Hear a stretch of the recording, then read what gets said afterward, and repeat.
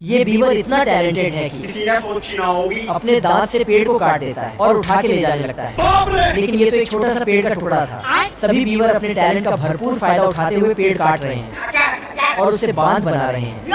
और इनका मुखिया सबको मोटिवेट कर रहा है। आज कमाएगा तो कल बैठकर खाएगा। लेकिन एक नालायक बीवर अभी तक सो रहा था। मैं बैठा हूँ किस्मत के भरोसे। तो मुखिया इसको खींच के काम पर ले जाता है और आरी लेके पेड़ कटवाता है। लेकिन ये सारा नालायक इधर भी सो जाता है। डरने से क्या फायदा है? शर्म है कुछ। तो इस बार मुखिया इसके नींद को गायब कर देता है।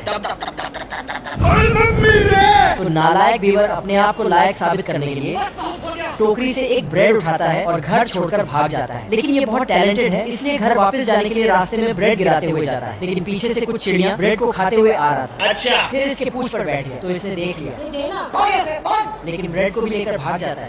फिर तो ये जंगल में भटक जाता है। ये बीवर जंगल में खो गया था और दौड़ते दौड़ते थक जाता है। तभी एक नालायक लोमड़ा उसको देख लेता है। तो ये रास्ता दिखाने वाला एक ऑफिस खोलकर बैठ जाता है।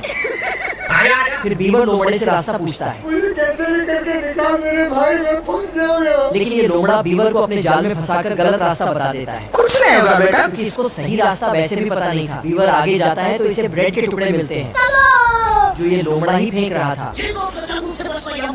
और फेंकते फेंकते अपने घर की तरफ ले जाता है और मौका देखते ही पकड़ने लगता है।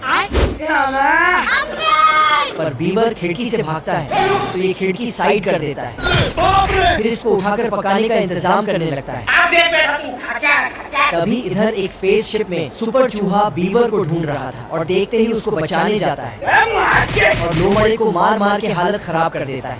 तभी मधुमक्खी फिर बीवर को बचाकर उसे घर पहुंचा देता है और सुपर चूहा मुखिया से हाथ मिलाता है। तो नालायक बीवर वहां से निकलकर फाइनली अपने आप को लायक साबित कर देता है।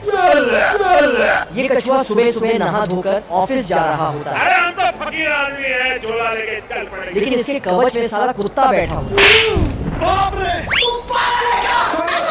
अब कुत्ता चिल के घोंसले में बैठकर आराम करने लगता है। चिल इसे जमीन पर लाकर पटक पटक कर खूब मारता है।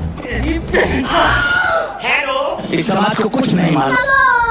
पर इसकी हरकत अब भी नहीं सुधरता। खाली घर देखकर साला अंदर घुस जाता और घोड़े बेचकर सोने लगता। कुछ देर में घर का मालिक अंदर आता, फिर अपने बिस्तर में लेटकर सोने लगता। तो कुत्ता सड़े चूहे जैसी महक सूंघकर चादर हटाकर देखता।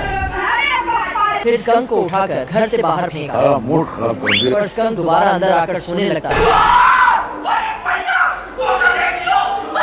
तो झील में गिर जाता। क्या बोलूं मैं इस पे? स्कंक चिमटी से उठाकर इसे बाहर निकालता।